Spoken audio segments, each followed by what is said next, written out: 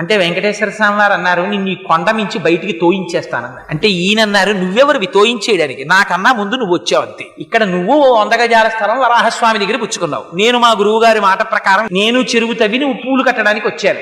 మిగిలిన వాళ్ళకి భగవంతుడు ఉంటాడేమో, నాకు భగవంతుడు రామానుజాచార్యులు వారి నాకు గురువు, ఆయనకి మాట ఇచ్చాను, నువ్వు వేసుకుంటే వేసుకోవాలి అతే మానే, ఇదిగో ఈ పూలదండలు తీసుకెళ్లి తలుపు గొళ్ళానికి పెట్టేస్తున్నానని వెళ్ళిపోతున్నారు. వెంకటేశ్వర స్వామి వారు పరిగెత్తుకొచ్చారు, ఈయన పరిగెత్తుకుపోతున్నారు, ఎదురొచ్చి పట్టుకున్నారు. అంత కోపం అయితే ఎలాగో అనంతాచార్యులు, నువ్వు ఎంత బాగా కడతావో, నీకు అసలు ఉన్న నిష్ఠ ఏమిటో చూద్దామని రమ్మన్నానోయ్ అని గట్టిగా కౌగిలించుకుని ఆయనతో 4 కులాసా కబుర్లు చెప్పి సంతోషపెట్టి పంపించారు. అనంతాచార్యుల వారి వైభవం అంటే ఏమిటో తెలుసా అండి? ఆయనకోసారి జ్వరం వచ్చింది, గుళ్ళోకి వెళ్ళడం మానేశారు. మానేసి శిష్యులకి ఇచ్చి పూలదండలు పంపిస్తుండేవారు. పంపిస్తుంటే ఆయన మంచం మీద పడుకుని ఉంటే వెంకటేశ్వర స్వామి వారు అర్చకుల్ని పిలిచి, రావట్లేదే అనంతాచార్యులు 3 రోజుల నుంచి అని అడిగారు. ఆయనకి తెలియదా?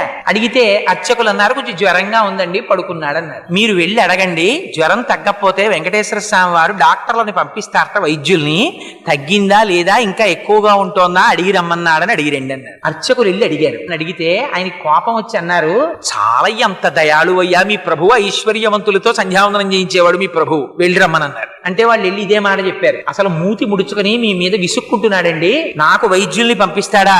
అబ్బో అంత ఖాళీ దొరికింది ఏమిటి ఆయనకి, ఐశ్వర్యవంతులకి సంధ్యావందనం చేయించేవాడు, ఆయన నాకెందుకులే సేవ చేయడం అన్నారండి అన్నారు. అంటే వెంకటేశ్వర స్వామి వారు తనే బయలుదేరి వచ్చారు. వచ్చి, ఏమో అనంతాచార్యులు అనారోగ్యం తగ్గిందా అన్నారు. ఇటువైపు నుంచి అటువైపు తిరిగి పడుకున్నారు. ఆయన మాట్లాడలేదు. మాట్లాడకపోతే ఆయనే పాపం బల్ల లాక్కుని వెంకటేశ్వర స్వామి వారు కూర్చున్నారు. ఇవన్నీ యథార్థంగా జరిగిన సంఘటనలండి.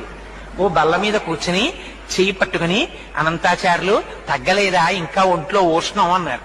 అంటే పాపం మీకు ఇప్పటికి తీరుబడి దొరికింది, మిమ్మల్ని నమ్ముకుని కొండ మీదకి వచ్చి ఈ నేల నుంచి పుష్పకైంకర్యం చేస్తున్నాను, 3 రోజులు అయింది జ్వరం వచ్చి పడి మంచాన, వచ్చి నన్ను పలకరించడానికి తీరుబడి కుదరలేదు, వైద్యుల్ని పంపిస్తానన్నావుట, ఏం పాపం నువ్వు వచ్చావేం ఖాళీ దొరికిందా అన్నారు.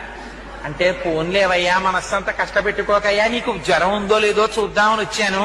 అనంతాచార్యులు నన్ను చూడాలన్న భక్తే తప్ప వైద్యులతో వైద్యం చేయించుకుందామని కూడా నీకు కోరిక లేదేమిటో, చూడు నీకు ఎలా తగ్గించేస్తానో అని ఒళ్ళంతా.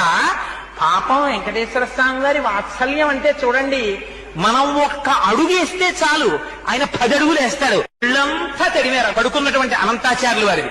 ఆయనకి జ్వరం అంతా తగ్గిపోయింది. లేచి నిలబడి గబాల కాళ్ళ మీద పడ్డారు.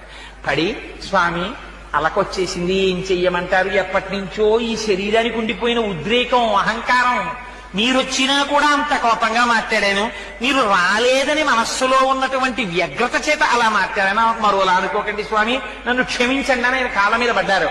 అనంతాచార్యులు నిన్ను క్షమించడం ఏమిటో అని పొంగిపోయి కౌగిలించుకుని పాపం గుళ్ళోకి వెళ్ళారు వెంకటేశ్వర స్వామి వారు.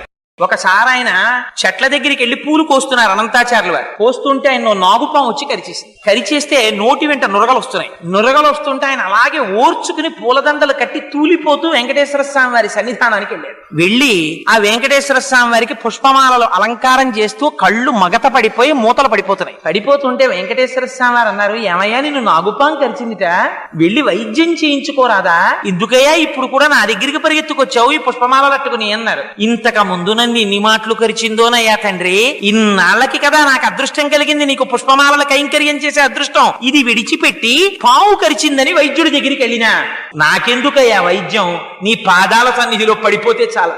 ఒక్కసారి ఆయన తల మీద చెయ్యి పెట్టారు, విషం దిగిపోయింది ఆయనకి. చిత్రం ఏమిటో తెలుసా అండి?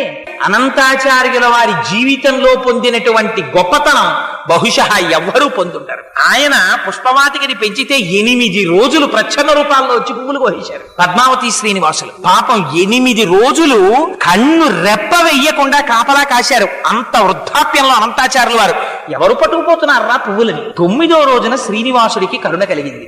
ఎవడు పట్టుకుపోతున్నాడో చూపిద్దాం ఈయనకి అనుకున్నాడు. రాజదంపతుల వేషాల్లో వచ్చారు పద్మావతి శ్రీనివాసులు. వచ్చి ఆయన చక్కగా కనపడ్డ పువ్వుల్లా కోసేస్తున్నాడు, ఆవిడ సిగలో పెట్టేస్తున్నాడు. ఆవిడ చక్కగా పువ్వులన్నీ పెట్టించుకుంటోంది.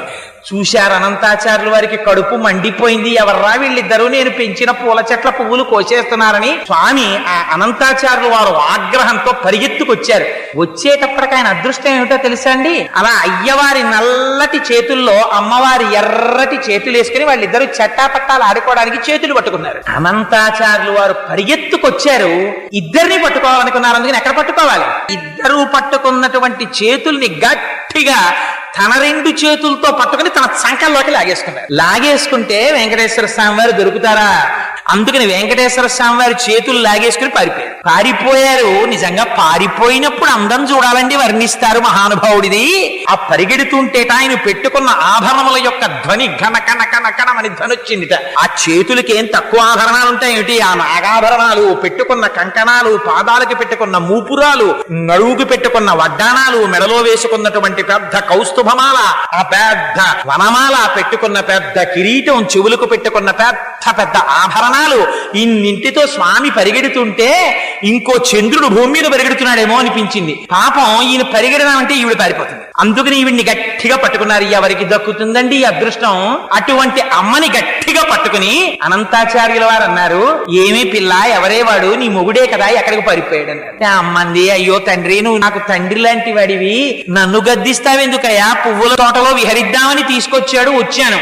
ఆయన ఎక్కడికి పారిపోయాడో నేనెక్కడ చెప్పగలనండి. ఆయన ఎక్కడ ఉంటాడన్నారు. ఎక్కడుంటాడంటే ఏం చెప్పని, కొండలంతా ఉంటాడు, ప్రపంచమంతా ఉంటాడు. ఎంత గడుసుగా మాట్లాడేవే పిల్ల, అంతటా ఉంటాడా? కానీ మీ ఆయన్ని చూపించలేవా? ఎక్కడికి పోతాడు? చీకటిగా ఉంది కదా, నేను వృద్ధుణ్ణి అయిపోయాను, నిన్ను గుర్తుపడదామన్నా నువ్వెవరో గుర్తుపట్టలేకపోతున్నాను. అందుకని నిన్ను ఈ సంపంగి చెట్టు కట్టేస్తానని మొలకున్న ఉత్తరీయం తీసి ఉత్తరీయం వేసి కట్టేశారు. ఆయన కట్టేస్తే పాపం తల్లి రాత్రంతా సంపంగి చెట్టుకి కట్టుబడిపోయి ఉండిపోయిందండి. ఏమా తల్లి కర్మ? ఆ తల్లి కనుబొమ్మ కదిలితే ఐశ్వర్యం వస్తుంది. అటువంటి తల్లిని ఉత్తరీయంతో కట్టేశారు అనంతాచార్య వారు. కట్టేస్తే తెల్లవారిపోయింది. గుడి తలుపులు తెరిచారు. తెరిచి లోపలికి వెళ్లేసరికి స్వర్ణ లక్ష్మి కనపడలేదు. కనపడకపోతే అర్చకులు తెల్లబోయారు. వెంకటేశ్వర స్వామి వారు చెప్పారు, పాపం అర్చకుల్ని నిర్బంధించి కొట్టబోతే అప్పుడు ఆలయ అధికారులకి చెప్పారు, అర్చకుల తప్పు లేదు, అనంతాచార్యులు కట్టేశాడు, వెళ్ళి అమ్మవారిని తీసుకురండి అన్నాడు. అంటే ఎలా తీసుకురావాలి? కన్యాదానం చేయడానికి పిల్లని తీసుకొచ్చినట్టు తీసుకురావాలి, అనంతాచార్యులు అలా తీసుకురామనండి అన్నారు. అందుకని 8 ఏళ్ల పిల్లగా మారిపోయింది. సంకనెత్తుకుని వచ్చారు అనంతాచార్యులు వారు. ఎత్తుకొచ్చి తీసుకొచ్చి అక్కడ కూర్చోబెట్టి, అయ్యా తెలియక తప్పు చేశాను అయ్యా వెంకటాచలపతి, ఇదిగో తీసుకొచ్చేసాను, అమ్మవారిని తీసుకోమన్నారు. అంటే ఆయన అన్నారు, నువ్వు అలా తీసుకొచ్చి ఇచ్చేస్తే కుదురుతుందా? నువ్వు మళ్ళీ నాకు పిల్లని తెచ్చి ఇచ్చిన వాడివి, నువ్వు మామగారివి నాకు అని మామగారు అని పిలిచి తను కట్టుకున్నటువంటి పంచె విప్పి అనంతాచార్యుల వారికి మెడలో వేశారు. తను పెట్టుకున్న కర్ణాభరణములను తీసి అనంతాచార్యుల వారి చెవులకి తొడిగారు. తన మెడలో వేసుకున్నటువంటి హారములు తీసి అనంతాచార్యుల వారి మెడలో వేశారు. అదిగో ఆ అనంతాచార్యుల వారంటే అంత పరమపావనమై ఆయనతో సాంగత్యమును అనుభవించిన వారు.